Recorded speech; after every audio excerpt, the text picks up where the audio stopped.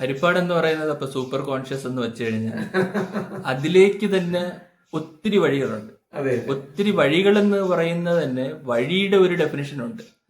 Road വിരിച്ചിട്ടതോ tar ചെയ്തതോ അല്ല വഴി. കുടുക്ക് വഴികളുണ്ട്, ഒരുപാട് വഴിയുണ്ട്. എവിടെങ്കിലും പോയി അവിടെയാണ് ഉത്തരം കൊടുക്കുന്നതിൽ വളരെ ശ്രദ്ധിക്കേണ്ടത്. ഈ ഇടവഴിക്ക് പോയി നിൽക്കും. പ്രധാന വഴികളിലൂടെയുള്ള യാത്ര വിട്ടിട്ട് ബൈക്ക് ഈ ഗൂഗിൾ മാപ്പ് നമ്മളെ വഴിതെറ്റിച്ച് ഇടവഴിക്ക് പോയി നിൽക്കുകയാണെങ്കിൽ ഞാൻ ഇങ്ങനെ ഒരു വഴിക്ക് വന്നിരിക്കുക. അപ്പൊ നമ്മൾ ചോദിക്കും അവിടെ അടുത്തുള്ള കടയുടെ ബോർഡൊന്ന് വായിച്ചേ. അപ്പൊ പറഞ്ഞ ആ ബോർഡ് വായിച്ചു. അപ്പൊ അവിടെ പോയി കുടുങ്ങിയോ? കാർ എളുപ്പം എടുത്തോണ്ട് വരാനൊക്കെ ഇല്ലല്ലോ.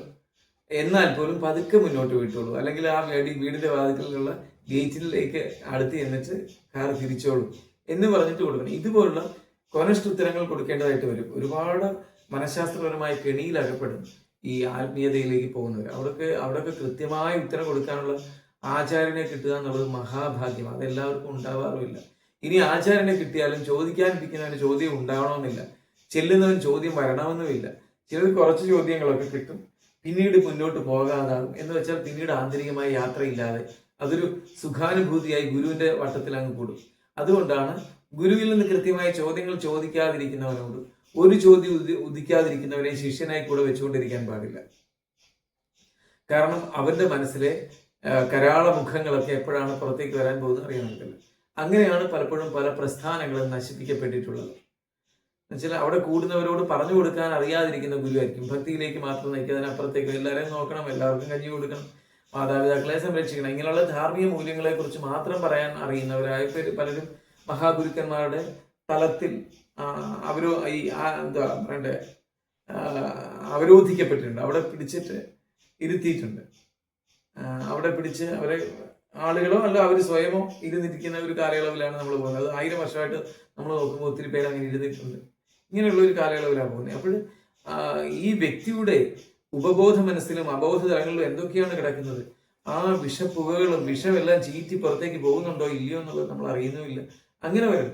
ഓരോ വ്യക്തിയെയും അവരുടെ ആന്തരികതയെ ശുദ്ധീകരിക്കാനുള്ള ശ്രമമുള്ളവരായിരിക്കണം. അങ്ങനെയുള്ള ശ്രമം നടത്തിക്കൊണ്ടിരിക്കുന്നവനായിരിക്കണം ശിഷ്യനായി ചെല്ലുന്നതും. അവരെ അങ്ങനെ ശുദ്ധീകരിക്കാൻ ബാധ്യസ്ഥനാണ് ഗുരു. ആ ബോധ്യത്തോടു കൂടി ഇരിക്കണം. എപ്പോഴും അവരുടെ ആന്തരികതയെ ശുദ്ധീകരിച്ചുകൊണ്ടിരിക്കണം. അവിടെ നിയമം പഠിപ്പിക്കലല്ല, നീ ഇങ്ങനെയും ജീവിക്കാവൂ, നിന്നെ ഭക്ഷണമേ കഴിക്കാവൂ, നീ വെളുപ്പിനെ എഴുന്നേക്കാവൂ, ഇങ്ങനെ എഴുന്നേക്കാൻ പാടുള്ളൂ, അങ്ങനെയൊന്നുമില്ല അവർക്ക്. പക്ഷെ അവരുടെ ബോധം ഉയരുന്നുണ്ടോ എന്ന് നോക്കുക. തിരിച്ച് ഹരിപ്പാട് എന്നുള്ള ഒരു സൂപ്പർ കോൺഷ്യസിലേക്ക് വരാം. എന്നിട്ട് പല പല വഴികൾ, അതില് പല വ്യക്തികൾക്ക് അവരേതായ വഴികളുണ്ട്. അത് കാടാകാം, തെളിച്ചമില്ലാത്ത പാതകളാകാം, ടാറിട്ട റോഡാകാം, കുടുക്ക് വഴികളാകാം. ഇതിൽ തന്നെ പല പല തലങ്ങൾ വ്യക്തികൾ കെട്ടിക്കിടക്കുന്നു. ആ മെയിൻ ടൗണിൽ എത്തുന്നതിന് മുന്നേ തന്നെ സൈഡിലുള്ള ഒരു കൊച്ചു കടയിൽ കുടുങ്ങിപ്പോവും. അവിടെ ചെറിയൊരു കളിപ്പാട്ടം കണ്ടു, അതിൽ നിൽക്കുന്നു. വേറെ ഒരു നാടകം കണ്ടു, അതിൽ കുടുങ്ങിക്കിടക്കുന്നു. ഇത് കുടുങ്ങിക്കിടക്കുന്നതും അറിയാതെ, ഈ വഴി എന്താണെന്നും അറിയാതെ കാടിനുള്ളിൽ നിൽക്കുന്ന വ്യക്തിയും അവർക്ക് വഴി കാട്ടുന്നതിൻ്റെ ആവശ്യകത ഉണ്ടോ, അതെ അവർ സ്വന്തമായിട്ട് ഉള്ളിൽ നിന്നത് ജനിക്കുന്നതാണോ? ഇത് ചിലർക്ക് ഉള്ളിൽ നിന്ന് തന്നെ ജനിച്ച് മുന്നോട്ടുള്ള വഴി പോകാനുള്ള അവസരം ഭാഗ്യം ഉണ്ടാകും. ചിലർക്ക് ഗുരുക്കന്മാരെ കിട്ടും. അതുകൊണ്ട് തന്നെ നമ്മുടെ മുന്നിലേക്ക് ആരും ഒന്ന് ചോദിച്ചാലും യഥാർത്ഥ ഗുരു അവരെ തള്ളി മാറ്റുകയില്ല, ചോദ്യത്തിന് ഉത്തരം കൊടുത്തിട്ടേ വിടുകയുള്ളൂ. കാരണം അവരുടെ ഒരു വഴി തുറക്കില്ല. അത് പരമമായ വഴിയാണോ എന്നില്ല, നിലവിലുള്ള ആ കുടിസ് വഴിയിൽ നിന്ന്, കുറുക്ക് വഴിയിൽ നിന്ന് അയാൾ പുറത്തിയാടി, അല്ലെങ്കിൽ ആ ഇരുട്ടിൽ നിന്ന്, അല്ലെങ്കിൽ ആ ഭയാനകമായ അന്തരീക്ഷത്തിൽ നിന്ന് അയാൾ പുറത്തിയാടി. അങ്ങനെ അവിടെ വെച്ച് അയാൾക്കൊരു വിശ്രമാവസ്ഥ ആന്തരികമായിട്ടുണ്ടാകും, ഒരു ആന്തരിക രസാനുഭൂതി ഉണ്ടാകും. അതൊരു മഹാകാര്യമായിട്ട് അയാൾക്ക് തോന്നാം. പക്ഷെ അവിടെയും അല്ല.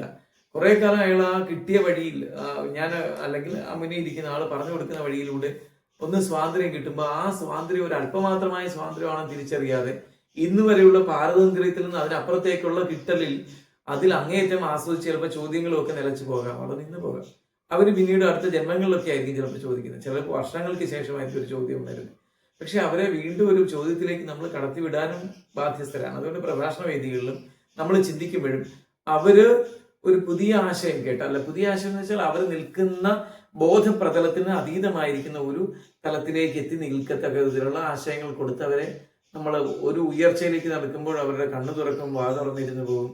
അവർക്ക് ഇതുവരെ ലഭ്യമാകാത്ത തലത്തിലേക്കുള്ള എത്തൽ അവർക്കൊരു ആന്തരിക സൗഖ്യം കൊടുക്കുന്നെങ്കിലും അവിടെ വെച്ച് അടുത്ത ഒരു ചോദ്യവും അവന്റെ തലയിലേക്ക് ഇട്ടിട്ട് വേണം നമ്മൾ വിടാൻ.